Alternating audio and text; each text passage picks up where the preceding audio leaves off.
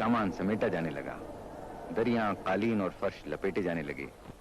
खेमे भी उखाड़ लिए जाएंगे और 1 ही 2 घंटे के बाद इस मैदान में फिर हमेशा की तरह खामोशी और वीरानी छा जाएगी और सिर्फ हवा खाक उड़ाने को रह जाएगी। ऐसी खाक जिसके लिए मुद्दतों मुसलमान अपने अपने वतन में मुंह पर मलने के लिए तड़पते रहते हैं और कई तो बगैर इस पाक जलवे को देखे ही दुनिया से कूच कर जाते हैं। यूं तो निगाह शौक ने क्या क्या नहीं देखा, जलवा जो देखना था वो जलवा नहीं देखा।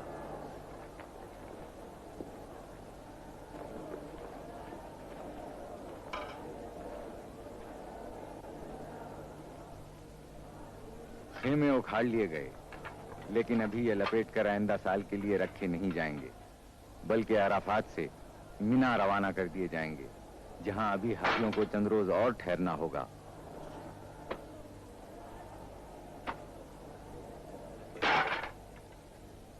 अराफात और मशरुल हराम के दरमियान तकरीबन 10 मील से ज्यादा फासला नहीं, लेकिन भीड़ की वजह से रास्ता नहीं मिलता। मोटरों को इतना सा फासला तय करने में 3 घंटे लग जाते हैं। इसलिए बाज हाजी पैदल चलने को बेहतर समझते हैं, क्योंकि पैदल आदमी आसानी से रास्ता निकाल सकता है।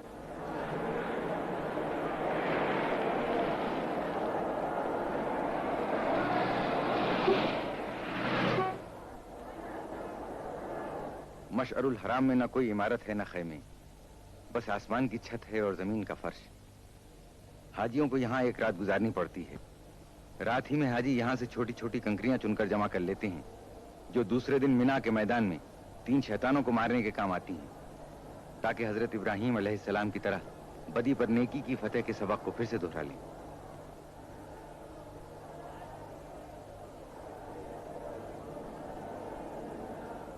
थोड़े से हाजी रास्तों की भीड़ से बचने के लिए अराफात ही में ठहर गए हैं। ये रात का खाना भी यहीं खाएंगे। आधी रात के बाद ये लोग अराफात से रवाना होंगे।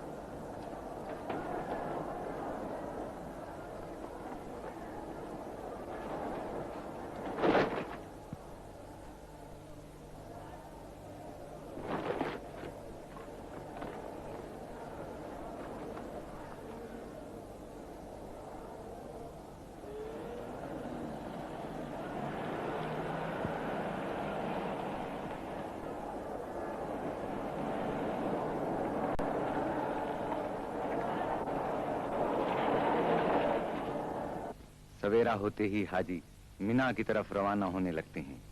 ये रसूम हज तहारत दिलो दिमाग के लिए जरूरी हैं। मुख्तलिफ मकामात पर जाकर अरकान मुकर्ररा की तकमील करना हकीकत में नेकी, पाकीज़गी और वहदानियत का सबक है। इसीलिए कहा गया है, हज के बाद आदमी इसी तरह मासूम हो जाता है जिस तरह एक बच्चा शिकम मादिर से दुनिया में आता है।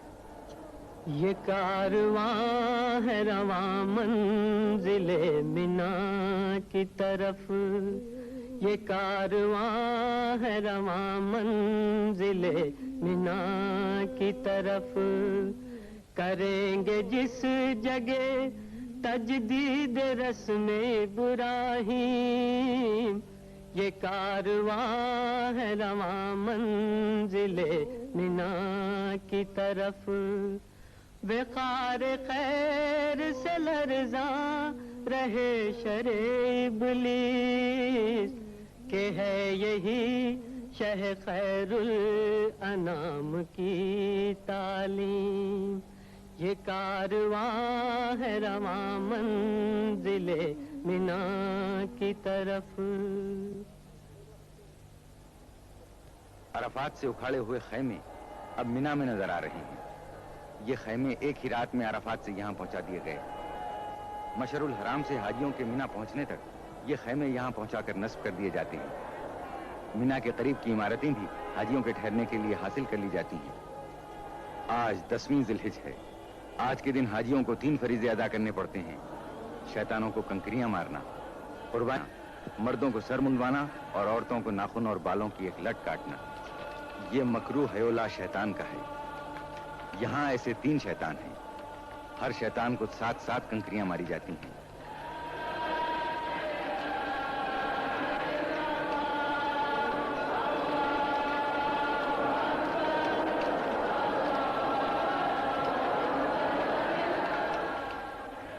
آج کی زیادہ تر کنکریاں سب سے پچھلے شیطان پر پڑتی ہیں۔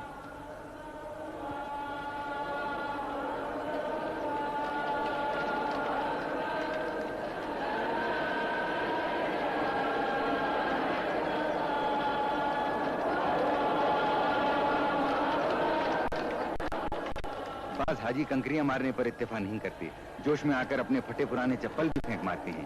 یہ تینوں شیطان جمرات کہلاتے ہیں اور کنکریاں مارنے کو رمی جمرات کہتے ہیں۔ یہ تینوں شیطان پتھر اور گچ کے 3 ستون ہیں جن پر کنکریاں ماری جاتی ہیں۔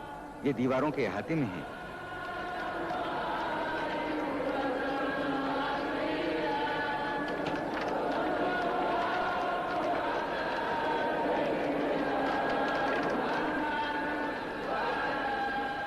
بعض حاجی اپنے معلم یعنی رہبر سے کنکریاں مارنے کا طریقہ پوچھتے ہیں تاکہ نشانہ خالی نہ جائے اور فریضہ پورا ہو۔ بعض اپنی کنکریاں بار بار گنتے ہیں تاکہ اطمینان ہو جائے کہ تعداد سے زیادہ یا کم تو نہیں ہے۔ کنکریاں مارنے کا وقت 3 دن تک ہے، مگر سب حاجی ایک ہی دن میں یہ فرض ادا کر لینا چاہتے ہیں اور بڑے جوش میں ہوتے ہیں، لیکن اتنے آدمی ایک ہی دن میں یہ کام ختم نہیں کر سکتے۔ یہ سلسلہ 3 دن تک جاری رہتا ہے۔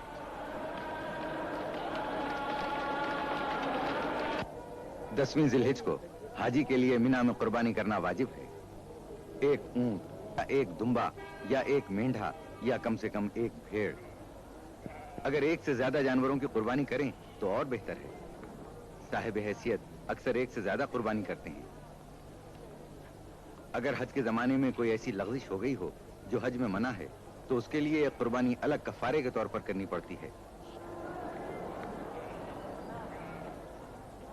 قربانی کے لیے لاکھوں جانوروں کی ضرورت ہوتی ہے۔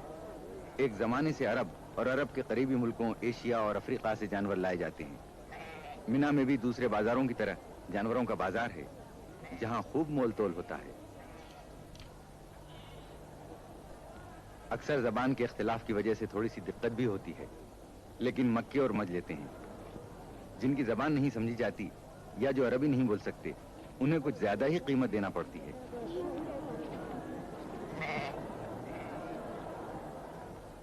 قربانی کا فرض ادا ہونا شروع ہو گیا۔ یہ قربانی حج کی قربانی ہے۔ عید قربان اس کے علاوہ ہے۔ جو لوگ خود ذبح نہیں کر سکتے ان کی طرف سے قصاب ذبح کر دیتے ہیں۔ قربانی دینے والے صرف ہاتھ لگا دیتے ہیں۔ ہر سیکنڈ قربانی کیے ہوئے جانوروں کی تعداد بڑھتی جاتی ہے اور جگہ کی تنگی ہوتی ہے، اس لیے بڑی بڑی خندقوں میں قربانی کیے ہوئے جانوروں کو بھرتے جاتے ہیں جو پہلے سے کھود کے تیار رکھی جاتی ہیں۔ جو حاجی قربانی کر چکا ہے وہ فوراً ہی اپنی جگہ دوسرے کے لیے چھوڑ دیتا ہے۔ چھوٹے جانوروں کے علاوہ اونٹ کی بھی قربانی دی جاتی ہے۔ بلڈوزروں کے ذریعے خندقوں کو دبا کر برابر کر دیتے ہیں تاکہ ہوا خراب نہ ہو۔ قربانی حضرت ابراہیم کی یادگار ہے اور اللہ نے اس واقعے کو تاریخی اہمیت دے دی۔ مسلمانوں پر اس کو اس لیے فرض کر دیا کہ ایسی بے لوث بے غرض محبت پیدا کر لیں جس میں رتی برابر شبہ نہ ہو۔